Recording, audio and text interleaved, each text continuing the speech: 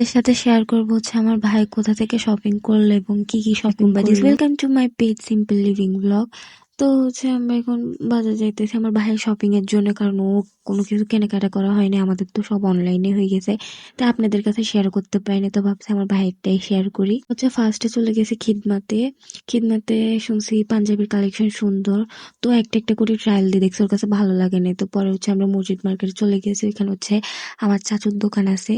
তবে হচ্ছে এখানে অনেক সুন্দর সুন্দর কালেকশন পাবেন। এটা হচ্ছে যে ২ তলার হাতের ডান সাইডে লাভলি চয়েস এক্সক্লুসিভ, এটার নামও আমি আপনাদেরকে দেখাই দিয়েছি বিলবোর্ড। হচ্ছে এখান থেকে ওর সব শপিং হয়ে যাবে, পাঞ্জাবি, প্যান্ট, জামা যা যা লাগে এখন সব হয়ে যাবে। তো আমরা এখানে ওয়েট করতেছি, এখন আপুর খুবই গরম লাগতেছে, দেখতেছে কি করতেছে। ওখানে হচ্ছে অনেক রাশ থাকে অলওয়েজ, আর আমরা যাওয়ার পরও দেখতেছি অনেক রাশ। তোর জন্য সব নিয়ে নেওয়া হইতেছে। দেন হচ্ছে আমরা চলে গেছি মোনাপুর শপে। এখন আপু শপ আছে কি জানি না, বাট হচ্ছে আপু শপ থেকে হচ্ছে আপু ম্যাচিং করে হচ্ছে হিজাব নিতেছে। দেন হচ্ছে ওর কি লাগবে স্কিন কেয়ার প্রোডাক্ট ওটাও নিতে। দেন হচ্ছে আমরা এখান থেকে চলে যাইতেছি টেইলারের কাছে, আমার ভাইয়ের পাঞ্জাবি সেলাই দিয়ে দিছে ওইগুলো নেওয়ার জন্য। ওর তো ঈদের উপর ঈদ, ওর সব ডান, মানে একটার পর একটা। দেন হচ্ছে আম্মুর জন্য আমরা জুতা দেখতেছি, জুতা পছন্দ হইতেছে না, হইলেও মিলতেছে না। দেন হচ্ছে আরেকটা দোকানে গেছি, দেন এখানে হয়েছে পছন্দ মোটামুটি।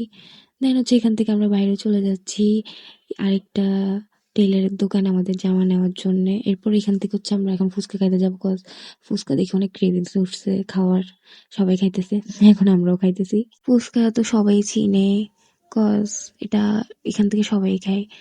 তো এখানে থেকে হচ্ছে জলপাই টকটা অনেক মজা, তো এখান থেকে আমরা খাইতেছি। দেন খাওয়ার পর হচ্ছে আমরা কিডিতে চলে গেছি, ভাইয়ের ১০০টা জুতা কিনা হয়েছে, এরপর আরো জুতা কিনবে।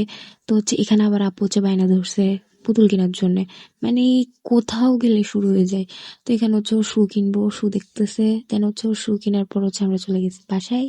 তো আজকের ব্লগটা ছিল এ পর্যন্ত, আশা করছি সব ভালো লাগছে। আল্লাহ হাফেজ।